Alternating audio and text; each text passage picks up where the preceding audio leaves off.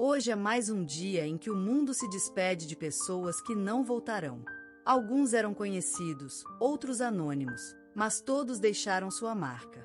Pais, filhos, amigos, amores. Histórias que agora vivem apenas na memória. Este vídeo não é só uma lista de nomes. É um tributo silencioso àqueles cuja jornada terminou. Assista até o fim. Dedique um momento de respeito. Inscreva-se no canal, para que a memória deles nunca se apague. E agora, começamos! Em uma tarde abafada de janeiro, em Salvador, nasceu a pequena Maria Lúcia Barreto, filha de lavadeira com pescador, uma menina que, entre redes de pesca e livros emprestados, se tornaria a voz poética mais marcante da literatura afro-brasileira contemporânea. Criada no bairro de Itapuã, cresceu entre rezas, samba de roda e contação de histórias. Aos 9 anos, escrevia versos escondida em folhas soltas, enroladas com barbante. Sua mãe dizia que poesia não enche barriga, mas foi justamente a poesia que salvou Maria de um destino de invisibilidade. Aos 17 anos, publicou seus primeiros poemas em um jornal alternativo. Aos 23, lançou seu primeiro livro, Areia Preta, uma coletânea visceral sobre a mulher negra nordestina. A obra foi ignorada pela crítica na época, mas ganhou notoriedade anos depois, sendo adotada em universidades de todo o país. Durante sua carreira, Maria Lúcia recebeu diversos prêmios, entre eles o Prêmio Machado de Assis, em 2005, Brasil, por seu livro Maré de Dentro. A Academia finalmente reconheceu o valor literário de sua voz firme, mas terna, que falava sobre ancestralidade, dor, amor e resistência. Passou por momentos de crise, foi expulsa de uma editora por se recusar a suavizar seu conteúdo, sofreu um colapso emocional após a morte do companheiro, o jornalista Caio Silveira. Viveu 2 anos em retiro na Chapada Diamantina, onde escreveu sua obra mais íntima, Silêncios que Gritam. Teve 2 filhas e um neto. Em casa, era conhecida pelo riso fácil, pelas mãos sempre ocupadas, seja com palavras ou com o acarajé que ela mesma fazia nas festas da vizinhança. Dormia pouco, lia muito e falava sozinha enquanto regava suas plantas. Em público, era intelectual admirada. Em casa, uma mulher simples, com chinelos gastos e olhar amoroso. Fundou a ONG Raízes que Falam, oferecendo oficinas de escrita para jovens negras da periferia de Salvador. Seu ativismo ia além das palavras. Era ação, era presença. Em entrevista ao Jornal da Cultura, declarou: ser mulher, negra e poeta é escrever com o corpo inteiro, com cicatriz, com sorriso, com raiva e fé. Outra frase célebre que ecoa nas escolas: a palavra é faca e flor. A gente escolhe o corte ou o perfume. Seu último recital foi em um terreiro, à sombra de um baobá. Leu poemas inéditos e agradeceu em Yorubá, entre lágrimas e tambores. Faleceu 2 meses depois, serenamente, rodeada pelas filhas, ao som de uma cantiga de roda. Partiu na mesma cidade onde havia descoberto a força da palavra, Salvador. No dia de sua despedida, uma chuva miúda caiu, como quem chora em silêncio. Maria Lúcia Barreto deixou não apenas lembranças, mas uma era inteira encarnada em seus escritos, ideias e alunos. No coração de Belo Horizonte, entre becos de poesia e ruas de luta, nasceu Augusto Nogueira. Filho de uma professora primária e de um sapateiro, cresceu cercado de livros remendados, histórias de resistência e silêncios cheios de significados. Ainda menino, descobriu o poder da palavra, e desde então, nunca mais deixou de escrever. Durante a juventude, Augusto enfrentou o peso da ditadura. Foi preso aos 18 anos por distribuir panfletos poéticos contra a censura. Essa experiência marcou profundamente sua trajetória. Não o calou, mas afinou sua voz. Mais tarde, tornou-se jornalista e, nos anos 80, fundou o semanário A Voz e a Alma, onde mesclava a crônica social com denúncias políticas, sempre com um lirismo cortante. Aos 39 anos, publicou seu primeiro romance, O Homem que Inventava Silêncios, que o colocou entre os grandes nomes da literatura brasileira contemporânea. Seu estilo, uma mistura de realismo sujo e poesia existencial, comoveu leitores de todas as idades. Em 2009, Brasil recebeu o Prêmio Jabuti de Literatura pelo livro As Horas que Não Dormem, obra escrita durante uma fase de depressão profunda, após o falecimento de sua esposa, Helena. Foi também nomeado Personalidade Cultural do Ano pela União Brasileira de Escritores em 2015, pela sua contribuição à formação de novos autores em oficinas de escrita gratuitas pelo interior do país. Criou, no início dos anos 2000, o projeto Palavra na Praça, que levava a literatura falada a comunidades periféricas, onde lia trechos de livros em voz alta, entre barracos e bancos de cimento. Segundo ele, onde a palavra chega, a solidão diminui. Augusto viveu entre a fama e o anonimato. Nos grandes auditórios, era aclamado. Em casa, no pequeno apartamento do bairro Floresta, escrevia à mão, com uma caneta azul e uma luminária trêmula. Cuidava de um cachorro cego e alimentava passarinhos na janela. Era viúvo, pai de 2 filhas e avô amoroso de 3 netos. Nunca quis sair do Brasil, mesmo sendo convidado a dar aulas no exterior. Dizia: "A minha alma nasceu aqui, com cheiro de café passado e jornal dobrado." Em seus últimos meses, já doente dos pulmões, recusou internações longas. Deu sua última entrevista sentado à sombra de uma mangueira, onde afirmou: "O que me salva não é o remédio, é a lembrança de tudo que ainda posso dizer." Morreu dormindo, em paz, aos 72 anos, na mesma casa onde escreveu seus primeiros poemas de amor. No velório, leram em uníssono seus versos preferidos, e a cidade inteira pareceu parar por um instante. Augusto Nogueira deixou não apenas lembranças, mas uma era inteira encarnada em seus escritos, ideias e alunos. Bruna Marquezine, olhos que falam mais do que palavras, presença que preenche a tela antes mesmo da primeira fala, mulher feita de alma antiga e brilho moderno. Ela caminha entre tapetes vermelhos e câmeras como quem nasceu para isso. Mas, por trás dos flashes, há algo mais. Uma profundidade que não cabe nos holofotes, uma força tranquila que cresceu no silêncio. Bruna nasceu no dia 15 de agosto de 1995, em Duque de Caxias, Rio de Janeiro. E antes do nome artístico, antes da fama e da febre midiática, ela era simplesmente Bruna, um sopro de vida num lar onde o amor era mais forte do que o luxo. A casa era pequena, mas tinha janelas por onde entrava o sol das manhãs fluminenses.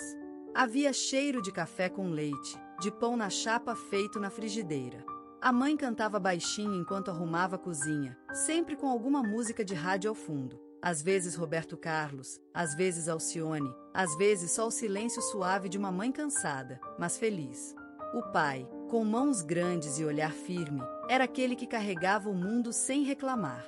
Trabalhava muito, mas ao chegar em casa, deixava os sapatos na porta e os problemas do lado de fora. A filha, pequenina, corria pelos corredores, inventando histórias com bonecas que ganhavam voz, roupa, drama e redenção. A ficção sempre viveu com ela, não na TV, mas no chão da sala, entre almofadas e risos. As noites eram suaves, com sombras dançando no teto. Ela tinha medo do escuro, sim, mas mais medo ainda de não sonhar. O abajur de luz âmbar projetava formas estranhas na parede, que ela transformava em personagens, fadas, monstros bons. Era uma mente que não descansava, que criava mesmo quando dormia. A sua voz infantil falava com a televisão. Imitava atrizes, narrava novelas, recriava finais. O espelho do armário virou palco. A toalha da mãe, capa. E uma escova de cabelo, microfone. A vida já lhe sussurrava: você nasceu para contar histórias. A primeira lembrança clara? A mão da mãe apertando a sua antes de entrar em um estúdio.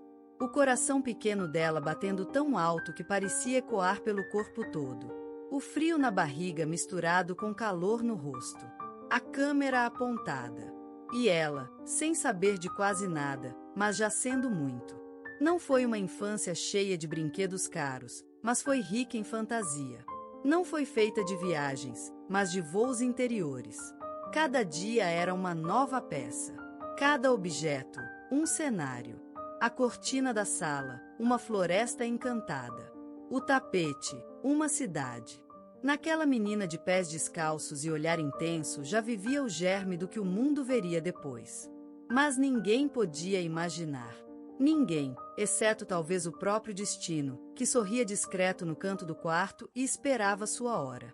Porque algumas luzes não precisam de palco para começar a brilhar.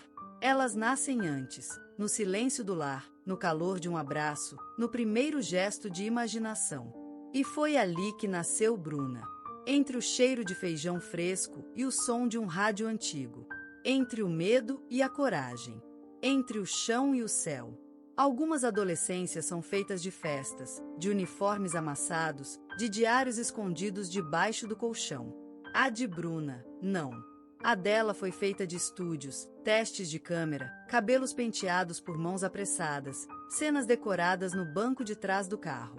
Era uma juventude silenciosamente adulta e, ao mesmo tempo, infantilmente solitária. Bruna estudava em escolas comuns, onde os colegas eram comuns e as conversas orbitavam longe do que ela carregava dentro de si. Enquanto outros falavam de séries e baladas, ela pensava em personagens, em olhares, em palavras que parecessem reais mesmo quando escritas por roteiristas. Na mochila, cadernos e roteiros. Na alma, um sentimento estranho, de estar sempre no meio, mas nunca exatamente pertencendo. Era amada por muitos, admirada por professores, elogiada por diretores. Mas ainda assim, às vezes chorava sozinha no banheiro. Sentia que o amor que recebia era pelo que ela fazia, não pelo que ela era. E isso doía, como uma nota afinada que ressoa, mas não encontra eco. Em seu quarto, onde voltava à tarde da gravação, olhava para o teto e pensava: será que sou mesmo boa?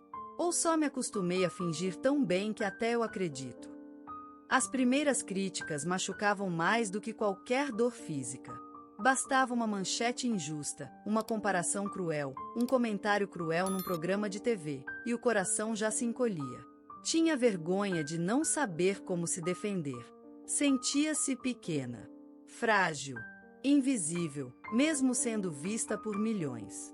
Mas havia também o outro lado. Aqueles pequenos momentos em que o mundo parecia parar. Uma senhora que se aproximava e dizia: "Você me fez chorar com aquela cena." Uma criança que sorria ao vê-la na rua. Um diretor que confiava nela como se ela fosse veterana. Esses eram os fios de ouro que teciam seu propósito, ponto por ponto. Na escola, havia quem zombasse. A atrizinha da Globo. Havia inveja, claro, mas também incompreensão. Quem nunca teve que fingir um sorriso para não parecer fraca? Quem nunca se sentiu deslocada mesmo no lugar certo? Bruna escrevia poemas que nunca mostrava. Desenhava vestidos em folhas de caderno. Dançava em frente ao espelho com fones de ouvido. E, dentro de tudo isso, havia uma confissão muda: eu quero mais. Não mais fama. Não mais aplausos. Ela queria sentido. Ser artista, para Bruna, era muito mais do que decorar falas ou posar para fotos.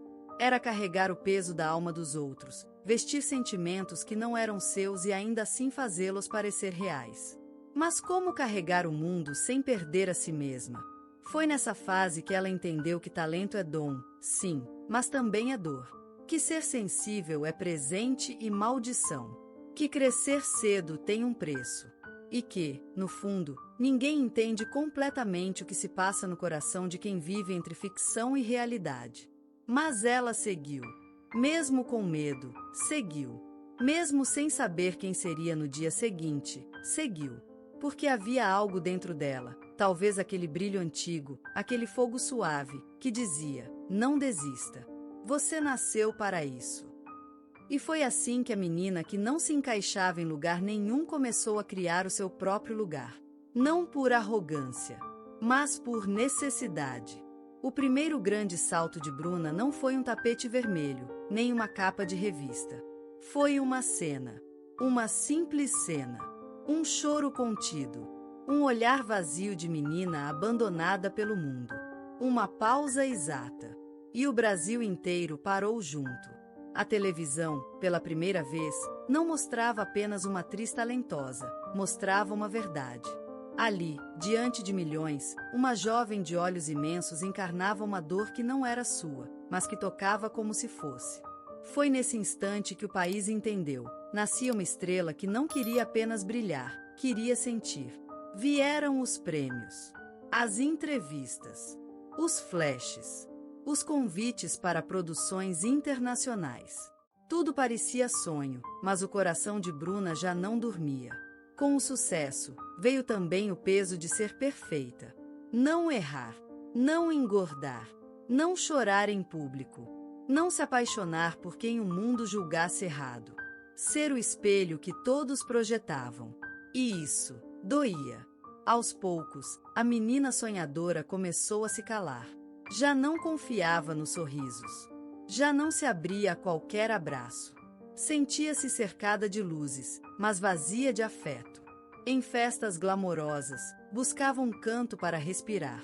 Em camarins, escondia lágrimas com pincel de maquiagem. Foi traída.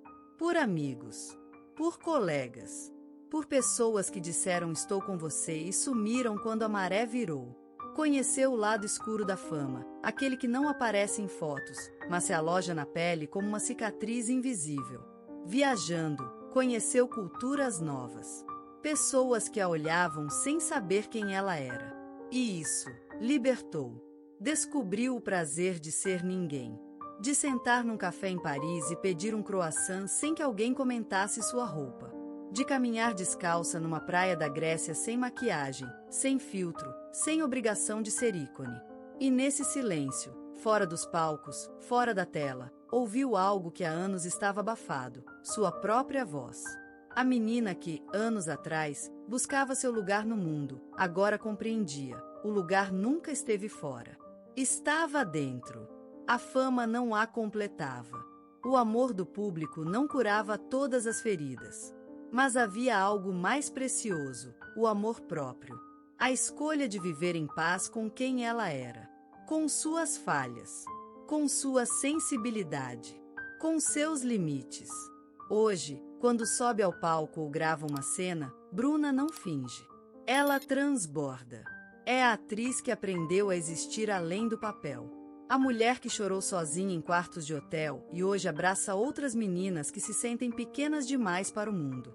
É símbolo, mas, sobretudo, é humana.